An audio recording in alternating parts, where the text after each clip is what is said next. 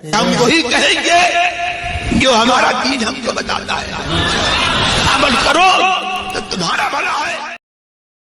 حضرت امیر المومنین عمر فاروق رضی اللہ تعالیٰ عنہ، اور ان کی ذات بھی وہ ذات ہے کہ جتنا بتاؤ اتنا ہی کم ہے۔ آج حضرت عمر فاروق رضی اللہ تعالیٰ عنہ کی ایک میں بڑی شان بیان کرنے جا رہا ہوں جس کی ضرورت ہے اس زمانے کے اندر۔ اللہ تعالیٰ کیا فرماتا ہے؟ والذین معہ اشداء علی الکفار، اور میرے آقا علیہ السلام کے جو ساتھی ہیں نا ان کے بارے میں رب فرماتا ہے کافروں پر بڑے سخت ہے۔ تمام صحابہ کا یہی حال تھا۔ حضرت عمر فاروق رضی اللہ تعالیٰ عنہ کافروں پر، مشرکین پر، مرتدین پر، منافقین پر بڑے سخت تھے، بڑے سخت تھے۔ معلوم ہے کتنے سخت تھے؟ میرے آقا علیہ السلام نے خود فرمایا تھا کہ انسانوں کے شیطان بھی عمر سے ڈرتے ہیں اور جناتوں کے شیطان بھی عمر سے ڈرتے ہیں۔ جس راستے سے عمر گزر جاتے ہیں شیطان اس راستے سے کبھی بھی نہیں گزرا کرتا ہے۔ اللہ تبارک و تعالیٰ نے کتنا جو ہے وہ کفار کے خلاف آپ کے دل کے اندر نفرت پیدا کی تھی۔ اور آج کل ایک بڑا فیشن چلا ہوا ہے، لوگوں میں ایک فیشن چلا ہوا، خاص طور سے جو کچھ پڑھ لکھ لیتا ہے نا، تھوڑا کالج زیادہ پڑھ لیتا ہے تو اس کا دماغ کچھ زیادہ ہی روشن ہو جاتا ہے ان کے کہنے کے مطابق، اور وہ کہتے ہیں اخلاق سے پیش آنا چاہیے، سب کے ساتھ میں اچھے اخلاق برتنا چاہیے۔ میں کہتا ہوں حضرت ابو بکر سے بڑا کون اخلاق والا ہوگا؟ حضرت عمر سے بڑا اخلاق والا کون ہوگا؟ حضرت عمر نے ہمیں کیا اخلاق بتائے وہ سنو۔ بدر کا میدان ہے، حضرت عمر فاروق رضی اللہ تعالیٰ عنہ کے ماموں میدان میں مقابلے کے لیے آئے ہیں۔ حضرت عمر کہتے ہیں یا رسول اللہ مجھے اجازت دیجئے میں جا کر کے جنگ کرتا ہوں۔ گئے میدان میں، اپنے ماموں کا سر کاٹ کر کے الگ کر دیا۔ کیوں؟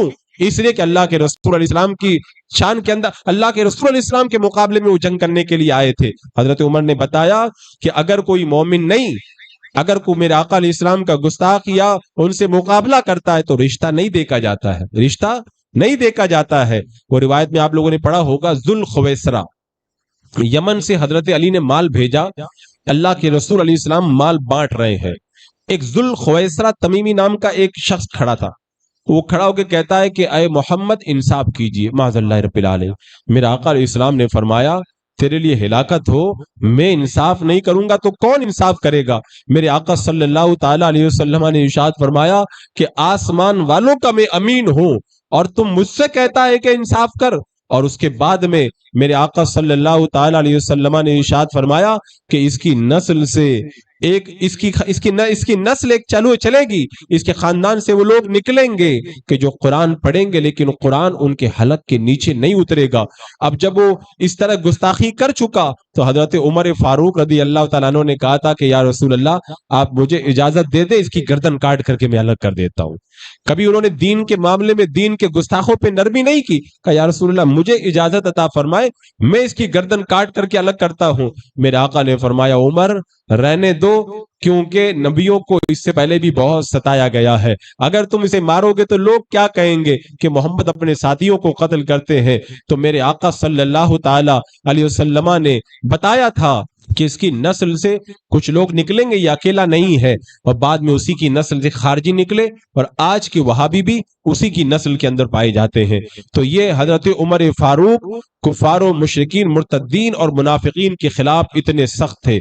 حضرت عمر کا آپ رویہ دیکھیں، ایک مہمان آیا، جب مہمان آیا اپنے گھر پہ لے گئے، مہمان نواز تو تھے ہی، گھر پہ لے گئے، کھانا اس کے سامنے لے جا کر کے رکھا، وہ اب کھانا کھانا جب شروع کیا، کھاتے کھاتے اس کی زبان سے گستاخی کے کلمات نکل گئے۔ اب حضرت عمر بڑے اخلاق والے تھے، یہ نہیں کہا کہ یہ مہمان ہے، مہمان کے ساتھ میں اچھے طریقے سے پیش آنا چاہیے، اچھے طریقے سے پیش آئے، لیکن جب اس نے جو ہے وہ گمراہی کی بات کی، حضرت عمر نے اپنے غلام سے فرمایا اس کے سامنے سے کھانا اٹھا لو اور اسے مکان سے باہر نکال دو۔ حضرت عمر نے بتایا کوئی چاہے مہمان ہی ہو، اس کے ساتھ چاہے تم اخلاق ہی برتو، لیکن اگر وہ گمراہیت کا اظہار کرے تو اس کے بعد میں وہ اخلاق کا مستحق نہیں ہے، بلکہ بے عزتی کر کے اس کو مکان سے باہر نکال دینا چاہیے۔ یہ حضرت عمر فاروق رضی اللہ تعالیٰ عنہ نے ہمیں مجاز عطا فرمایا ہے۔ اور جب عبداللہ ابن ابی جو منافق تھا، جب وہ مر گیا تو اس منافق کے جو بیٹے ہیں وہ صحابی تھے، میرے آقا علیہ السلام کی بارگاہ میں آئے اور کہا یا رسول اللہ آپ میرے باپ کے لیے اپنا مقدس قمیص عطا فرما دیں اور میرے باپ کے جنازے کی نماز آپ پڑھا دیں۔ میرے آقا صلی اللہ تعالی علیہ وسلم نے ان کی بات کو رکھنے کے لیے جب آپ نے قمیص عطا کی اور مصلی امامت پر نماز پڑھانے کے لیے میرے آقا علیہ السلام آگے بڑھے، حضرت عمر فاروق رضی اللہ تعالیٰ عنہ نے دامن تھام کے عرض کی، یا رسول اللہ، یہ منافق تھا، یہ دشمن دین تھا، آپ اس کے جنازے کی نماز نہ پڑھائیں، اس کو آپ قمیص نہ عطا فرمائیں۔ بتاؤ حضرت عمر کی غیرت کتنی زیادہ ہے، گستاخان رسول کے خلاف حضرت عمر کتنے سخت ہیں۔ میرے آقا علیہ السلام نے قمیص بھی دیا، میرے آقا جنازے کی نماز پڑھانے کے لیے آگے بھی بڑھے۔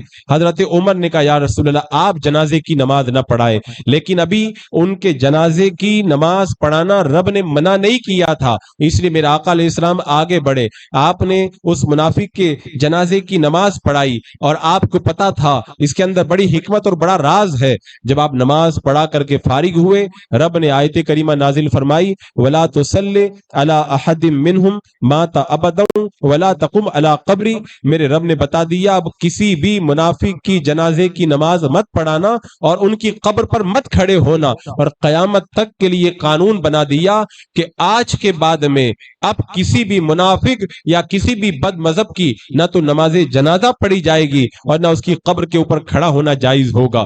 یہ آیت کریمہ کس کی رضا کے مطابق اتری؟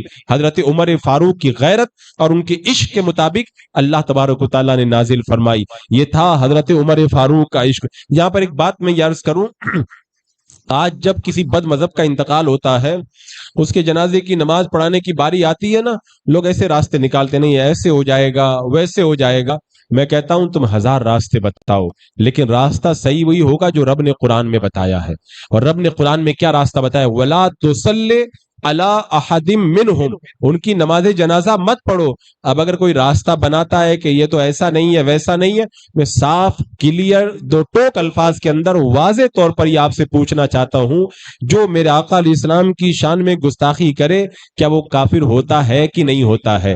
اب مجھے بتاؤ، اگر ہوتا ہے کافر تو جن وہابیہ نے، دیوبندیوں نے اپنی کتابوں میں یہ لکھا ہے، معاذ اللہ، جیسا علم میرے آقا صلی اللہ علیہ وسلم کا ہے اس سے زیادہ علم تو شیطان کا ہے، جنہوں نے یہ لکھا ہے کہ میرے آقا علیہ السلام کے بارے میں کہ ایسا علم تو پاگل کو بھی ہے، چوپائے کو بھی ہے، جانوروں کو بھی ہے، وہ کہتے ہیں گستاخی نہیں ہے۔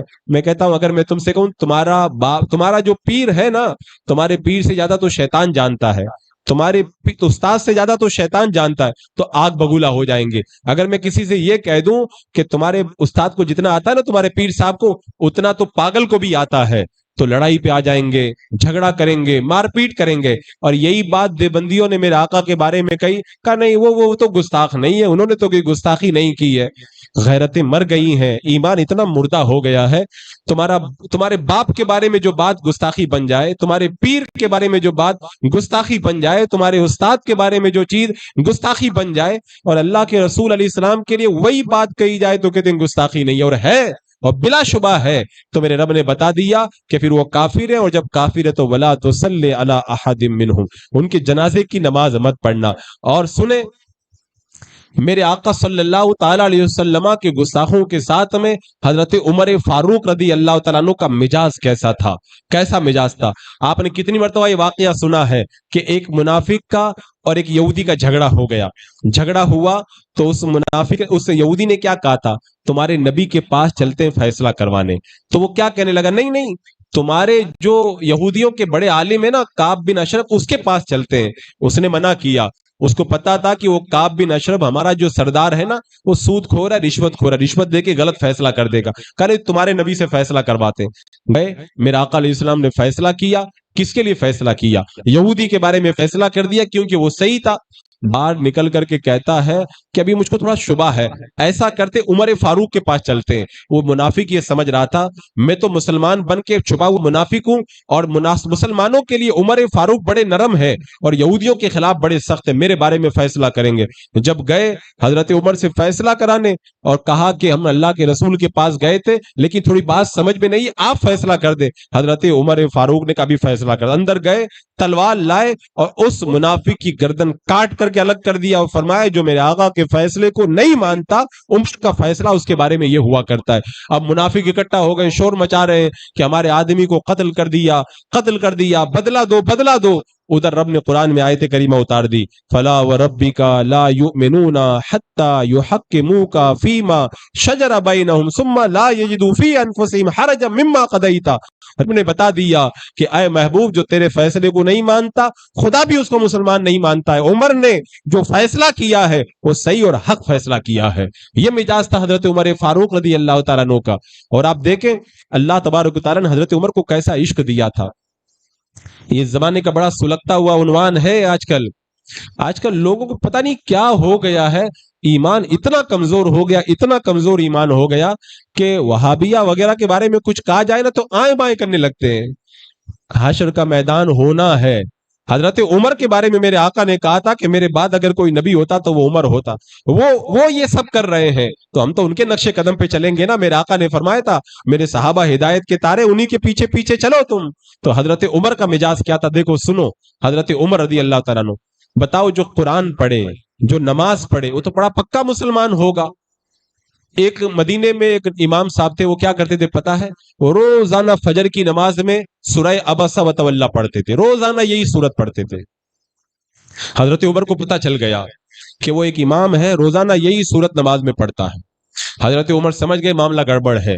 اب تھوڑا میں سمجھا دوں کہ یہ عبسہ وتولی اس سورت کا مطلب کیا ہے تاکہ یہ پوری بات آپ کو سمجھ میں آئے.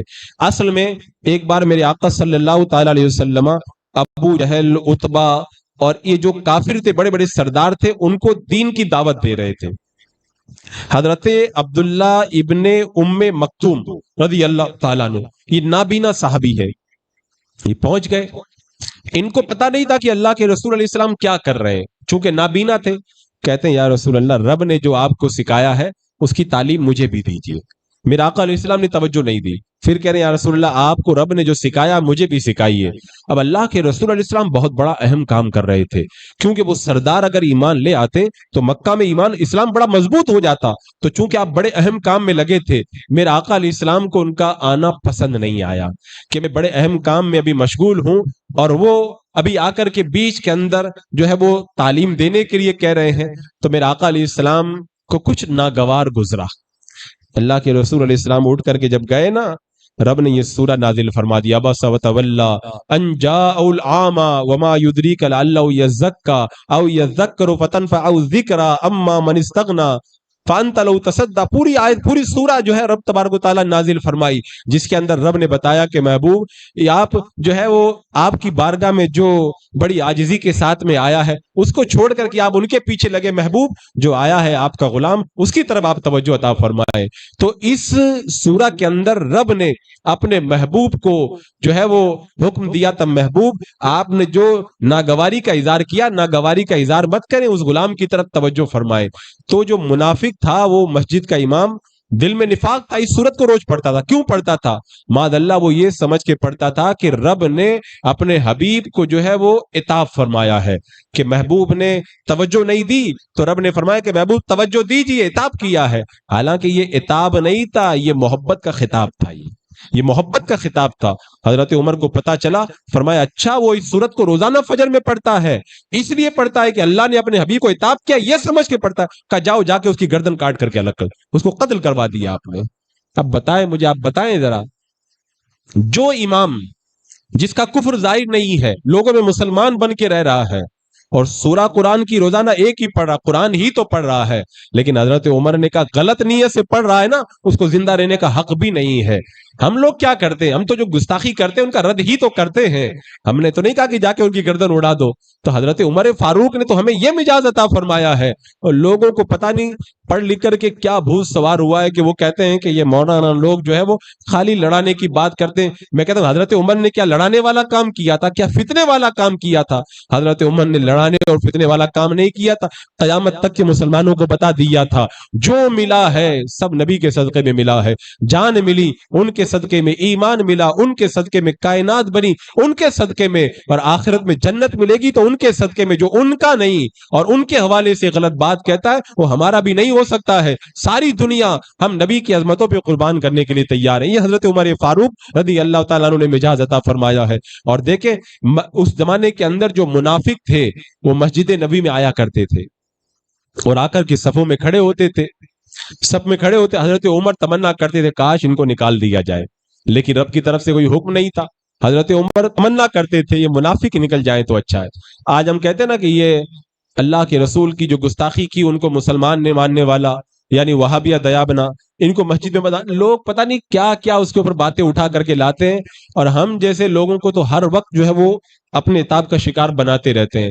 کہتے ہیں ان لوگوں کو کام نہیں کرنا, خالی ان لوگوں کو جو ہے جھگڑا کروانا ہے. یہ جو جملہ ہے نا جھگڑا کروانا, اس جملے پر میں مکمل دلائل کی روشنی میں تقریر کر سکتا ہوں. یہ جو جھگڑے کا جو لفظ ہے نا یہ بڑا اہم لفظ ہے. انشاءاللہ کبھی موقع ملا تو اس جھگڑے کے لفظ میں گفتگو کروں گا.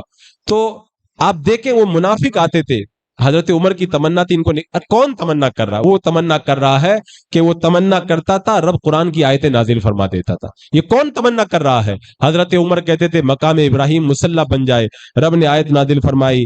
عمر کی جب یہ تمنا ہے تو آج سے تو مقام ابراہیم پہ نماز پڑھا کرو. حضرت عمر تمنا کرتے ہیں عورتوں کو پردے کا حکم مل جائے, رب نے آیت اتار دی عورتیں پردہ کیا کریں. حضرت عمر دعا کرے اللہ شراب کو حرام کر دے, تو اللہ تعالیٰ قرآن میں آیت نازل کر کے شراب کو حرام قرار دیتا ہے. حضرت عمر فاروق رضی اللہ تعالیٰ عنہ جیسے جیسے تمنا کرتے تھے ویسے ویسے اللہ تبارک و تعالیٰ قرآن کی کتنی آیتیں نازل فرمایا. وہ حضرت عمر تمنا کر رہے کاش یہ منافق نکل جاتے مسجد نبوی سے. ایک بار حضرت عمر مسجد میں پہنچے نہیں, ابھی مسجد میں نہیں پہنچے, اللہ کے رسول علیہ السلام نے ایک ایک منافق کا نام لے کر کے کہا اخرج یا فلاں فإنک منافق, اے فلاں تو بھی نکل, تو بھی منافق ہے, تو بھی نکل, تو بھی منافق ہے. ایک ایک کا نام لے کر درجن بھر سے زائد لوگوں کو آپ نے مسجد نبوی سے نکالا, تم بھی نکل, تو بھی منافق, تو بھی منافق. اب صحابہ کرام آئے آگے بڑھے, کوئی ہاتھ پکڑ کے گھسیٹ کے کس کو نکال رہے ہیں, کسی کو جو ہے وہ کھینچ کے دھکا دے کے باہر پھینک رہے ہیں, اور کسی منافق کی ٹانگ پکڑ کر کے ایسے گھسیٹتے وہ مسجد کے باہر لے جا کر کے پھینک رہے. حضرت عمر ابھی مسجد میں نہیں آئے تھے, ابھی نماز میں آپ تھوڑا لیٹ ہو گئے تھے. سامنے سے حضرت عمر آنے لگے, ادھر یہ دھکے کھا کے منافق مسجد سے باہر جانے لگے. اب حضرت عمر ڈر گئے کہیں نماز ختم ہو گئی ہے کیا, ابھی آپ کو معاملہ پتہ نہیں تھا. جماعت ہونے سے پہلے اس زمانے میں کوئی مسلمان مسجد سے باہر نہیں جاتا تھا. یہ پہلی بار آگے معاملہ کیا ہے؟ ایک صحابی آگے بڑھے کا عمر مبارک ہو, مبارک ہو, اللہ نے آج منافقوں کو الگ کر دیا, اللہ کے رسول نے منافقوں کو مسجد سے دھکے دے کے نکلوا دیا ہے باہر. حضرت عمر نے بڑی خوشی کا اظہار فرمایا. اب اگر کوئی منافق ہو, ارے منافق کا مطلب آپ سمجھیں یہ کون لوگ تھے؟ یہ کلمہ پڑھتے تھے, یہ لوگ نماز پڑھتے تھے, یہ لوگ روزہ رکھتے تھے, یہ لوگ حج کرتے تھے, یہ لوگ زکوٰۃ دیتے تھے, میرے آقا کی اقتداء میں نماز پڑھتے تھے, میرے آقا کے ساتھ میں جنگ میں جہاد کرنے کے لیے جایا کرتے تھے, اللہ کے رسول علیہ السلام کی محفل میں بیٹھ کے آپ کی تقریریں اور خطاب سنا کر, یہ وہ لوگ تھے. ان کو نکالا گیا. کیوں نکالا گیا؟ ان کے دل میں جو ایمان تھا وہ ایمان درست نہیں تھا. اگر کوئی دل میں ایمان صحیح نہ رکھ کے کتنا بھی بڑا مسلمان بن کے رہے, میرے آقا نے مسجد سے دھکے دے کے جن کو نکلوا دیا, اور جنہوں نے اپنی کتابوں میں گستاخیاں لکھی, گستاخیاں چھاپی, جب ان کو توبہ کرنے کے لیے کہا تو توبہ نہ کی, اب جو ان کو مسلمان مانے اور نہ جانے کیا کیا بکواس کرے. انہوں نے جو عبارتیں لکھی ہیں نا ان کو میں اپنی زبان سے اگر بیان کروں نا تو زبان جلتی ہے, وہ باتیں انہوں نے لکھی ہیں, اور ہم کہتے ہیں تو کہتے ہیں کہ یہی لوگ غلط ہیں. حشر کا میدان ہونا اسی لیے تو ہونا ہے, حشر کا میدان ہونا ہے, فیصلہ ہونا ہے کون صحیح تھا اور کون غلط تھا, وہ سب تو پتہ چلنا ہے حشر کے میدان میں. اور ہمارے بزرگوں نے تو کہہ دیا اگر کسی کو شبہ ہونا تو جا کے قبر کھود کے دیکھ لے, اگر قبر سے خنجی نہ نکل لے تو ہمیں آ کر کے بتا دینا. ان گستاخوں کے بارے ہمارے بزرگ یہاں تک کہہ کر کے چلے گئے ہیں, یہاں تک کہہ کر کے چلے گئے ہیں, اور یہ کوئی ڈھکی چھپی بات بھی نہیں ہے. تو میں عرض یہ کر رہا تھا کہ حضرت عمر فاروق رضی اللہ تعالیٰ عنہ کا مزاج. اچھا ایک بات مجھے یاد آئی, ایک بار حضرت عمر فاروق رضی اللہ تعالیٰ عنہ کے دربار میں ایک بندہ لایا گیا, اس کا نام تھا سبیغ. اس نے گمراہیت کی بات کی تھی. حضرت عمر کو پتا چلا کہ وہ آ رہا ہے, گمراہیت کی بات کر کے آ رہا ہے. یہ کون تھا؟ یہ نماز پڑھتا تھا, روزہ سب کچھ پورا مسلمان بن کے رہتا تھا, صرف گمراہیت کی بات کی تھی. حضرت عمر نے بڑی بڑی لکڑیاں منگوا کر کے رکھ لی. اب وہ آیا, کہا اس کو مارو, اس کو مارو. اتنا مارا کہ خون بہنے لگا. کہا اس کو لے جا کر کے چھوڑ دو, ٹھیک ہو جائے تو پھر لے کر کے آنا. جب زخم ٹھیک ہو گئے, ایک دم واپس تندرست ہو گیا, پھر حضرت عمر کی بارگاہ میں لایا. آپ نے پہلے سے بڑی بڑی لکڑیاں منگوا کر کے رکھ لی, کہا اس کو مارو. اتنا مارا کہ خون سر سے پورے جسم سے بہنے لگا. کہنے لگا عمر میرے دماغ میں جو تھا نا وہ سب ختم ہو گیا, نکل گیا, سب نکل گیا. یعنی جو شیطان میرے دماغ میں گھس گیا تھا وہ نکل گیا. یہ لاتوں کے بھوت ہیں, باتوں سے نہیں مانتے, یہ صحیح کہا ہمارے بزرگوں نے. کہا آئے عمر میرے دماغ میں جو تھا سب نکل گیا, مجھے معاف کر دیں. اب آگے کی بات جو میں بتانے والا ہوں اسے غور سے سنیں. حضرت عمر نے کیا کہا؟ حضرت ابو موسیٰ اشعری رضی اللہ تعالیٰ عنہ سے فرمایا, انہی کے علاقے کا یہ بندہ تھا, اس نے توبہ کر لی ہے، یہ آ رہا ہے، مسلمانوں سے کہہ دینا اس کے ساتھ میں نہ بیٹھیں، اس کے ساتھ میں سلام کلام نہ کریں، اس کے جنازے میں شریک نہ ہو، اس کے ساتھ میں مسلمانوں جیسا برتاؤ نہ کریں، پوری پابندی لگا دینا۔ اب یہ مار کھا کے توبہ کر کے گیا ہے، اور توبہ کر کے گیا، حضرت عمر نے آرڈر دیا کوئی اس کے ساتھ میں مسلمان میل جول نہیں رکھے گا۔ اب وہ جہاں پہ جاتا تھا 100 لوگ مسلمان بیٹھے ہوتے تھے، جیسے ہی وہ صبح پہنچتا تھا سارے مسلمان اٹھ کر کے بکھر جاتے تھے، وہ اکیلا رہ جاتا تھا، سلام کرتا کوئی جواب نہیں دیتا، نہ اس کو کوئی سلام کرتا، ایک دم اکیلا کر کے چھوڑ دیا۔ ایک زمانے تک وہ ٹھوکریں کھاتا رہا، ٹھوکریں کھاتا رہا۔ حضرت ابو موسیٰ اشعری کی بارگاہ میں جا کے کہتا حضور میں سچے دل سے توبہ کر چکا ہوں، مجھے معاف کر دیا جائے۔ حضرت ابو موسیٰ اشعری نے حضرت عمر فاروق کے دربار میں خط لکھا حضور اب یہ سچی توبہ کر لیا، اس کو معاف کر دیا جائے۔ تب حضرت عمر نے آرڈر دیا اب یہ سچا مسلمان بن چکا ہے، اب اس کے ساتھ میں مسلمان میل جول رکھ سکتے ہیں۔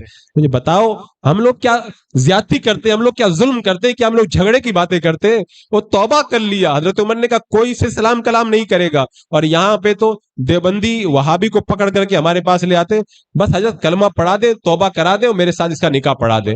حضرت عمر نے اتنا مارا اور وہ توبہ کر لیا، کبھی نہیں۔ ابھی دیکھو اس کو یہ صحیح توبہ کیا ہے کہ نہیں کیا۔ علماء نے اسی لیے فرمایا اگر کوئی بد مذہب توبہ کرے تو ایک زمانے تک اس کو پہلے جانچا جائے گا، پرکھا جائے گا، جب یقین ہو جائے گا کہ توبہ سچی ہے تب اس کو مسلمان مانا جائے گا۔ اور یہاں پہ صبح پکڑ کے لاتے اور شام میں لا کے کہتے اس کے ساتھ میں ہمارا نکاح پڑھا دو، یہ جو ہے وہ کلمہ پڑھ کے جو ہے وہ مسلمان ہونا چاہتا ہے، وہابیت چھوڑنا چاہتا ہے۔ میں کہتا ہوں کلمہ تو پہلے بھی پڑھتا تھا، نماز تو پہلے بھی پڑھتا تھا، ہمیں کیسے پتا چلے گا کہ یہ سنی ہونا چاہ رہا ہے؟ حضرت عمر نے بتا دیا کہ اس طرح اگر کوئی سنی بننے کے لیے آئے نا، مارنے کے بعد بھی بھروسہ مت کرنا، اس کو پہلے مہلت دینا، دیکھنا کہ پکا مسلمان بنا ہے کہ نہیں بنا ہے۔ حضرات ہم جو کچھ کرتے ہیں میں پورے دعوے کے ساتھ یقین کے ساتھ کہہ رہا ہوں، اگر کسی کو بات کرنی ہے تو مجھ سے آ کر کے بات کرے، اگر کسی کو گفتگو کرنی ہے مجھ سے آ کے گفتگو کرے۔ میں پوری دلیل اور پورے دعوے کے ساتھ میں کہتا ہوں ہم جو کر رہے ہیں وہ صحابہ کرام کے طریقے پہ کر رہے ہیں، تم جو کر رہے وہ صحابہ کا طریقہ ہے کہ نہیں؟ اگر ہے تو لا کے ہم کو بتاؤ، کسی ایک صحابی کا بھی طریقہ بتا دو کہ گستاخوں کے ساتھ میں انہوں نے وہ کام کیا جو تم لوگ کر رہے ہو، کسی ایک صحابی کا بھی طریقہ بتا دو گستاخوں کے ساتھ وہ رویہ تم جو رکھ رہے ہو صحابہ نے وہ رویہ۔ کہیں پوری تاریخ اسلامی میں ایک مثال لا کر کے نہیں دکھا سکتے، اور نہیں دکھا سکتے ہم سے کہو ہم دکھاتے ہیں، اور جب ہم دکھاتے ہیں تو سن لو میرے آقا نے فرما دیا ہے کہ میرے صحابہ ہدایت کے تارے ہیں، انہی کے نقش قدم پہ چلو گے تو ہدایت پا جاؤ گے۔ تو سمجھ جاؤ ہدایت پہ کون ہے۔ اسی طرح حضرت سیدنا عمر فاروق رضی اللہ تعالیٰ عنہ کا معاملہ، آپ کی زندگی کے اندر بے شمار اس طرح کے واقعات بھرے ہوئے ہیں۔ حضرت عمر رضی اللہ تعالیٰ عنہ کے حوالے سے ایک روایت میں موجود ہے، میرے آقا صلی اللہ تعالیٰ علیہ وسلم نے جب مکہ فتح کرنے کا ارادہ کیا تو آپ کا ارادہ یہ تھا کہ میں اچانک مکہ پہ حملہ کروں، تو آپ نے دعا بھی کی تھی رب کی بارگاہ میں، اے مولا مجھے اس حالت میں پہنچا دے۔ دعا کا مفہوم یہ تھا کہ ان کو پتہ بھی نہ چلے۔ ایک صحابی تھے حاتب بن ابی بلتعہ رضی اللہ تعالی عنہ، انہوں نے جب پتا چلا کہ میرے آقا علیہ الصلوۃ والسلام نکل رہے ہیں مکہ کی طرف، تو مکہ والوں کو خط لکھ دیا، اے مکہ والوں اللہ کے رسول علیہ السلام مکہ پہ حملے کی تیاری کر چکے ہیں، تم اپنا انتظام کر لو۔ یہ خط لکھا، ایک عورت کو دیا، کچھ پیسہ دیا کہ مکہ والوں کو جا کر کے دے دو۔ خبر تو ہم سے چھپ سکتی ہے، آپ سے چھپ سکتی ہے، کونین کے جو آقا جن کو اللہ نے علم غیب عطا فرمایا ان سے کیسے خبر چھپ سکتی ہے؟ آپ کو خبر ہو گئی۔ حضرت علی کو بلایا، حضرت مقداد کو بلایا، ایک اور صحابی کو بلایا، کہا سنو روضہ کاخ میں جانا ایک جگہ ہے، وہاں پہنچو گے ایک عورت ملے گی، اونٹنی پر سوار ہوگی، اس کے پاس میں خط ہے، وہ خط لے کر کے آؤ۔ لوگ کہتے ہیں معاذ اللہ نبی کو دیوار کے پیچھے کا علم نہیں۔ میرے آقا صحابہ کو بلا کے کہہ رہے جانا عورت ملے گی، یہ بھی بتا دیا کہاں پہ ملے گی، کیسے ہوگی، اس کے پاس میں کیا ہے۔ اب اگر میں کہہ دوں کہ تم جاؤ آدمی تم کو وہاں پہ ملے گا، ارے جب وہ سفر کر رہا ہے تو پتہ نہیں وہاں پہ ملے گا کہ آگے جا چکا ہوگا۔ میرے آقا کی نظریں دیکھ رہی ہیں، علی جب وہاں پہ پہنچیں گے تو عورت وہیں پر ہوگی، آگے نہیں ہوگی۔ یہ ہے میرے آقا علیہ السلام کا علم غیب۔ اب یہ صحابہ گئے اور جا کے جب روضہ کاخ میں پہنچے تو وہ عورت وہیں پر موجود تھی۔ روک لیا، کہا تمہارے پاس جو خط ہے وہ نکال کر کے دو۔ کہا میرے پاس کوئی خط نہیں ہے۔ اب بہت زیادہ جب گفتگو ہوئی وہ تیار نہیں ہوئی، آخر کے اندر حضرت علی نے کہا تم نکال کر کے دو، نہیں تو ابھی ہم تیرے کپڑوں کی تلاشی لیتے۔ اب وہ عورت ذات تھی، ڈر گئی، اس نے اپنی چوٹی میں سے خط نکال کر کے دیا۔ حضرت علی اور وہ تینوں صحابہ میرے آقا علیہ السلام کی بارگاہ میں خط لائے، حضرت حاتب بن ابی بلتا صحابی نے یہ خط لکھا تھا مکہ کے کافروں کے نام. میرے آقا صلی اللہ علیہ وسلم نے حضرت حاتب کو بلایا. حاتب یہ کیا ہے؟ عرض کی یا رسول اللہ آپ جلدی نہ فرمائے میں مسلمان ہوں, میں اللہ اس کے رسول پہ ایمان رکھتا ہوں یا رسول اللہ. میرے آقا نے فرمایا یہ خط کیسا ہے, تم نے خط کیوں لکھا؟ عرض کی یا رسول اللہ میں صاف صاف بتاتا ہوں, آپ مکہ جا رہے ہیں, مکہ میں میرے رشتہ دار ہیں, ان کو بچانے والا کوئی نہیں ہے, باقی آپ کے جو مہاجرین صحابہ ہیں ان کے رشتہ دار ان کو بچانے والے ہیں. میں نے سوچا کہ خط لکھ دوں, مکہ والوں پہ میرا احسان ہو جائے گا تو میرے بچوں کی وہ لوگ حفاظت کریں گے یا رسول اللہ. میں نے صرف اس لیے یہ خط لکھا ہے, میرے دل میں کوئی نفاق نہیں ہے. حضرت عمر آ گئے. حضرت عمر, میں نے بتایا نا کہ کتنے سخت تھے وہ دین کے دشمنوں پر. انہوں نے سمجھا کہ لگتا ہے کہ انہوں نے جو ہے وہ منافقانہ کام کیا ہے. کہنے لگے یا رسول اللہ اب مجھے آپ اجازت دیجئے ان کی گردن اٹھا کر کے میں کاٹ کر کے الگ کر دوں. میرے آقا نے فرمایا عمر جلدی مت کرو, یہ بدری صحابی ہے, اور بدری صحابہ کے بارے میں میرے رب نے فرما دیا ہے, اللہ نے بدری صحابہ کو معاف فرما دیا ہے, اور جو ہے وہ حاتب جو ہے وہ سچے ہیں. اور پھر حضرت عمر رو پڑے, رو کے کہا یا رسول اللہ میں راضی ہوا اللہ کی بات پر, اللہ کے رسول کی بات کے اوپر. تو یہ مزاج تھا حضرت عمر فاروق رضی اللہ تعالیٰ عنہ کا کہ دین کے دشمنوں پہ کبھی بھی نرمی نہ کی جائے. جب بدر کے اندر جنگ ہوئی اور بدر سے 70 لوگوں کو قیدی بنایا گیا, اب قیدی سب آ گئے, میرے آقا نے مشورہ کیا کیا کیا جائے. کوئی کہہ رہا ہے کہ پیسہ لے کے چھوڑ دیا جائے, کوئی کچھ کہہ رہا ہے, کوئی کچھ کہہ رہا ہے. حضرت عمر کی باری آئی نا تو بتائے کیا کہا یا رسول اللہ میرا مشورہ تو یہ ہے جو جس کا رشتہ دار ہے اسی کو سونپ دے, وہ اس کی گردن کاٹ کر کے الگ کرے. وہ یہ نہیں کہا کہ ان کو قتل کر دو, نہیں, بلکہ جس کا جو بھئی آدمی دوسرے کو تو قتل کر سکتا ہے, اپنا بیٹا ہو اپنا رشتہ دار ہو اس کو کیسے قتل کرے گا. لیکن کیا کہا حضرت عمر فاروق رضی اللہ یا رسول اللہ میرا مشورہ یہ ہے آپ ایسا کریں جو جس کا رشتہ دار ہے وہی اس کی گردن کاٹے.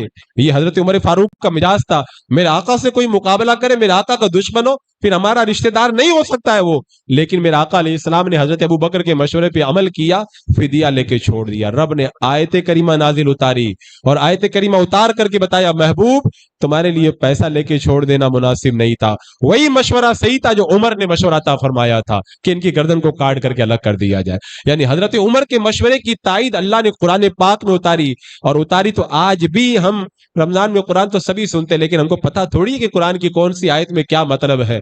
بس ہم نے تو دنیا کی جو ہے وہ تعلیم پڑھ لی ہے لاکھوں روپے خرچ کر کے, ہمیں یہ نہیں پتا ہے کہ ہمارا رب ہم سے کیا کہہ رہا ہے. قرآن پڑھے ہوتے تو ہم جیسے جو ہے وہ چھوٹے موٹے مولویوں کو برا بھلا تو نہیں کہتے کہ مولوی جھگڑا کراتے. قرآن پڑھتے تو بات سمجھ میں آتی. میں کہتا ہوں سمجھو بیٹھ کر کے, سمجھنے والی باتیں ہیں. اگر بندہ نہ سمجھے تو جو چاہے ان کو کہتا پھرے, ہمیں اس کی کوئی پرواہ بھی نہیں ہے. حضرت شیخ مجدد الف ثانی رحمۃ اللہ تعالی علیہ اکبری دور کے جو مجدد تھے آپ اپنے زمانے کے, جن کی ولایت کے اندر کوئی شبہ نہیں. آج بھی ان کے مزار پہ جب چلے جاؤ نا, پنجاب میں آپ کا مزار اثر جا کے بیٹھ جاؤ نا, ایسا لگتا ہے جیسے دل میں نور اتر رہا ہے. اپنے زمانے کے مجدد تھے وہ, اور ان کی بارگاہ میں لوگ آ کر کے ولی بن کے جایا کرتے تھے. انہوں نے کہا تھا کہ محبت بغیر نفرت کے نہیں ہوتی ہے. یعنی اگر تم محبت کا دعویٰ کرتے ہو تو محبوب کے دشمنوں سے نفرت کرنا ہوگا. اگر تم نفرت نہیں کرتے تو سمجھ جاؤ کہ تم محبت کرنے والے بھی نہیں ہو. ہمارے بزرگوں نے یہ مزاج دیا. حضرت شیخ مجدد الف ثانی سے کسی نے ایک بار کہہ دیا تھا حضور دین تو ہمیں اخلاق سکھاتا ہے, تو ان بد مذہبوں پہ ہم لوگ سختی کیوں کرتے؟ فرمایا سنو, قرآن جو بتاتا ہے وہ پورا اخلاق ہے. قرآن کیا کہتا ہے وَغْلُظْ عَلَيْهِمْ, ان کے اوپر سختی کرو. تو قرآن کہہ رہا ہے ان پر سختی کرو تو اس کا مطلب یہی اخلاق ہے. قرآن کہہ رہا ہے ان پہ سختی کرو تو یہی اخلاق ہے. میں تو یہاں تک سنتا ہوں لوگ یہاں تک کہہ دیتے ہیں ارے وہ بھی تو اللہ کی مخلوق ہے. تو ٹھیک ہے وہ اللہ کی مخلوق ہے, تو اللہ نے جو جہنم بنایا ہے وہ بھی تو اپنی مخلوق ہی کے لیے بنایا ہے نا. یہ جو قبر میں جو سانپ اور بچھو کھائیں گے وہ اللہ کی مخلوق ہی کے تو کھائیں گے نا. یہ جو فرشتے جہنم کے اندر جو آگ کے جو گردوں سے ماریں گے نا وہ اللہ کی مخلوق ہی کو تو ماریں گے. اللہ کی مخلوق کہہ کے لوگوں کو دھوکہ مت دو. اللہ نے مخلوق بنائی ہے تو دو طرح کی بنائی ہے, ایک مخلوق جہنم کے لیے بنائی ہے اور ایک مخلوق جنت کے لیے بنائی ہے. عاشقوں کے لیے رب نے جنت بنائی ہے, تو گستاخوں کے لیے اور گستاخوں کے فالوور کے لیے اللہ نے جہنم کو بنایا ہے. اگر بات سمجھ میں آتی ہے تو سبحان اللہ, اور نہیں سمجھ میں آتی ہے نا تو آئے گی, سمجھ میں آئے گی, لیکن ابھی نہیں. جب یہ آنکھیں بند ہو جائیں گی اور وہ دل کی آنکھیں قبر کے اندر جا کے کھل جائیں گی تب جا کے بات سمجھ میں آئے گی. حضرت عمر فاروق کی شان میں اشداء علی الکفار پہ کیا کیا بیان, ان کا ایمان اتنا مضبوط تھا, اللہ اکبر کبیرہ. اور آپ دیکھیں حضرت عمر فاروق رضی اللہ تعالیٰ عنہ کو اتنا ایمان مضبوط, اس کے باوجود بھی گئے حضرت حذیفہ بن یمان کے پاس میں. غور سے سننا، حضرت حذیفہ بن یمان کے پاس گئے. معلوم ہے یہ کون ہے؟ یہ رازدار رسول ہے.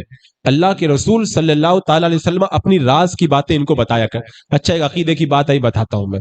جب کسی کا انتقال ہوتا تھا مدینے میں، جب مدینے میں کسی کا انتقال ہوتا تھا تو لوگ دیکھتے تھے حذیفہ نے جنازے کی نماز پڑھی کہ نہیں پڑھی. اگر حضرت حذیفہ نے جنازے کی نماز پڑھی تو صحابہ بھی جنازے میں شریک ہو جاتے تھے، اور حضرت حذیفہ اگر جنازے کی نماز میں نہیں جاتے تھے تو صحابہ کرام بھی نماز جنازہ میں نہیں جاتے تھے. کیوں؟ اس لیے کہ صحابہ کو پتا تھا کہ یہ رازدار رسول ہے، اور اللہ کے رسول علیہ السلام نے سارے منافقوں کا پتہ بتایا تھا حضرت حذیفہ کو. تو حضرت حذیفہ جاتے تھے جنازے میں تو صحابہ سمجھ جاتے تھے یہ مرنے والا منافق نہیں ہے، سب جنازے میں جاتے تھے. اور حضرت حذیفہ نہیں جاتے تھے تو صحابہ سمجھ جاتے تھے یہ منافق مرا ہے تو کوئی جنازے میں، کیونکہ پتہ تو چلتا نہیں تھا کہ سب مسلمان بن کر کے رہتے تھے. تو اب آپ مجھے بتائیں یہ وہ نیا مسئلہ تھوڑی ہے کہ جنازے کی نماز پڑھی جائے گی نہ، یہ تو صحابہ کے دور سے مسئلہ چلا آ رہا ہے. صحابہ کرام نے یہ مسئلہ ہم کو بتایا ہے کہ کس کا جنازہ پڑھنا اور کس کا نہیں پڑھنا ہے. اب حضرت حذیفہ سب جانتے تھے. ایک بار حضرت عمر فاروق رضی اللہ تعالیٰ عنہ حضرت حذیفہ کے پاس گئے.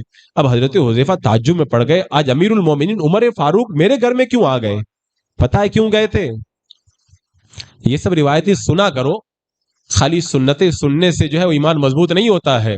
سنتیں تو دیوبندی بھی بہت بیان کرتے ہیں، یہ روایتیں جب سنو گے نا تب جا کر کے ایمان مضبوط ہوگا. بتاؤ حضرت عمر فاروق گئے جب حضرت حذیفہ بن یمان کے گھر پر، جب گھر پہ پہنچے تو جا کے کہتے ہیں حذیفہ ایک بات بتاؤ. کہا کیا بات؟ کہ اللہ کے رسول علیہ السلام نے تمہیں سب بتایا منافقوں کے بارے میں، صحیح صحیح بتاؤ میرے اندر کوئی نفاق کی بات پائی جاتی ہے کہ نہیں پائی جاتی ہے؟ بتاؤ اتنا بڑا پائے کا صحابی جسے شیطان بھاگ جائے، جس کے بارے میں میرا آقا فرمایا میرے بعد نبی تو وہ اتنا ڈر رہا ہے اپنے ایمان کے بارے میں. حضرت حذیفہ کے گھر جا کے پوچھتے حذیفہ بتا دو میرے اندر تو کوئی نفاق کی بات نہیں پائی حضرت حذیفہ غالباً رو پڑے، فرمایا عمر تمہارے اندر نفاق کی کوئی بات نہیں پائی جاتی ہے. یہ اتنا ان کے دل کے اندر ایمان کے حوالے سے وہ اتنے حساس تھے. چھوٹے چھوٹے بچوں کو بلاتے تھے عمر، حضرت عمر فاروق بچوں کو بلا کے کہتے بچوں تم نے کوئی گناہ نہیں کیا، تم لوگ عمر کے لیے دعا کرو اللہ تعالیٰ عمر کی مغفرت فرما دے. ہم تو کہتے ہیں عمر جس کے لیے دعا کر دینا اس کا بیڑا پار ہو جائے. وہ حضرت اسی لیے کہتے ہیں ایمان کے لیے ڈرا کرو. میں نے کتنی بار یہ روایت آپ کے سامنے رکھی، کتنی بار رکھی، لیکن پتہ نہیں کون سی ایسی روئی ہے جو کانوں میں کچھ لوگوں نے لگا کر کے رکھی اور روئی نکالنا ہی نہیں چاہتے. وہ میرے آقا نے کیا بتایا تھا، دجال آئے گا نا جب قیامت سے پہلے تو کچھ لوگ کہیں گے ہمارا ایمان بڑا مضبوط ہے، ہم لوگ دیکھنے جاتے ہیں دجال کیسا ہے. وہ جب دجال کو دیکھنے جائیں گے نا، دیکھ کر کے اس کا کلمہ پڑھ کے اسی پہ ایمان لے آئیں گے اور کافر ہو جائیں گے، اور دجال کے جو ہے بندے بن کر کے وہ کفر کے اندر پھنس جائیں گے. بتاؤ دجال کو دیکھنے جائے گا وہ کافر ہو جائے گا. تو آج کل کے دجالوں کے پیچھے رہو گے اگر بیٹھو گے تو کیا ایمان غارت نہیں ہوگا؟ ایمان کے بارے میں ڈرا کرو. ہمارے بزرگ حضرت جنید بغدادی رضی اللہ تعالیٰ عنہ کے بارے میں میں نے پڑھا تھا کہ انہوں نے یہ روایت جب پڑھی کہ حناد نام کا ایک بندہ ہے، اللہ تبارک و تعالیٰ اسے 1000 سال کے بعد میں جہنم سے نکالے گا. تو وہ کہے گا یا حنان یا منان. حضرت جنید بغدادی یا حضرت حسن بصری تھے، انہوں نے کہا یا اللہ کاش میں بھی جو ہے وہ اسی کی جگہ ہو جاتا. سب تعجب میں پڑ گئے، اتنے بڑے اللہ کے ولی ہیں آپ اس کی جگہ میں. کہا کہ مجھے یہ بات کی خوشی ہے کم سے کم جہنم سے نکال کے اللہ اس کو جنت میں تو داخل کرے گا نا. تو یہ حضرت عمر فاروق نے ایک بار کہا تھا اگر قیامت کے میدان میں یہ اعلان ہو گیا کہ سارے جہنمی صرف ایک جنتی ہے، کیا اعلان ہو جائے سارے جہنمی صرف ایک جنتی ہے، حضرت عمر کہتے اللہ کی رحمت سے مجھے بڑی امید ہے میں کہوں گا وہ جنتی میں ہی ہوئی. اور کہتے اگر قیامت کے میدان میں اعلان ہو جائے سارے جنتی ہیں ایک جہنمی ہے، حضرت عمر کہتے ہیں مجھے بہت ڈر لگتا ہے رب سے، میں سمجھوں گا کہ وہ ایک جہنمی میں ہی ہے. اپنے ایمان کے حوالے سے اتنے حساس تھے حضرت سیدنا عمر فاروق رضی اللہ تعالیٰ عنہ. حضرت امام اعظم ابو حنیفہ رضی اللہ تعالیٰ عنہ کہا تھا کہ قیامت کے دن ابو حنیفہ کو بخش دیا گیا تو یہ بڑے تعجب کی بات ہے. تو حضرات مکرم اپنا ایمان بچاؤ. حضرت عمر فاروق کی سیرت کے میں نے صرف وہ روایتیں آپ کے سامنے رکھی ہے جو اس زمانے کے اندر بہت زیادہ ضروری ہے. آج لوگوں کا ایمان بڑا کمزور ہو گیا، بڑا ہی لوگ کہتے ہیں نا یہ مصیبت آ رہی، میں کہتا ہوں ساری مصیبتیں ٹل جائیں گی، پہلے اپنا ایمان تو مضبوط کرو. آج ہمارا ایمان چند ٹکے کے اندر ہم بک جا رہے ہیں، چائے کی پیالی میں ایمان کا سودا کر رہے ہیں. اور نہ جانے کیسے کیسے ہم اپنے ایمان کو جو ہے وہ ضائع کرنے کا سامان کر رہے ہیں۔ حضرت سیدنا عمر فاروق رضی اللہ تعالیٰ عنہ کا ایمان کتنا مضبوط تھا، ہمیں بھی اسی طریقے کے اوپر چل کر کے اپنے ایمان کے اندر قوت پیدا کرنی چاہیے۔ اگر ہمارا ایمان ویسا مضبوط ہو گیا نا، انشاءاللہ یہاں پر بھی نجات ہے اور وہاں پر بھی نجات ہے۔ اور میں پوری ذمہ داری سے پورے یقین کے ساتھ میں کہتا ہوں، جنت میں صرف سنی جائے گا۔ اگر کسی کو شبہ ہے اور کہتا ہے کہ کوئی گمراہ فرقوں میں سے کوئی جنت میں جائے گا، تو آ کر کے اہل سنت سے بات کرے، کوئی بات نہیں کر پائے گا، اس لیے کہ روایتیں سب اہل سنت و جماعت کی تائید میں ہے، اور اللہ تبارک و تعالیٰ نے اہل سنت ہی کو جنتی بنایا ہے۔ اس حوالے سے باضابطہ طور پر میں نے مکمل ایک تقریر بھی کی ہے، اسے آپ حضرات سن سکتے ہیں۔ اللہ تبارک و تعالیٰ ہمیں سیدنا فاروق اعظم کے نقش قدم پر چلنے کی توفیق عطا فرمائے، گمراہوں سے دور رہنے کا جذبہ عطا فرمائے۔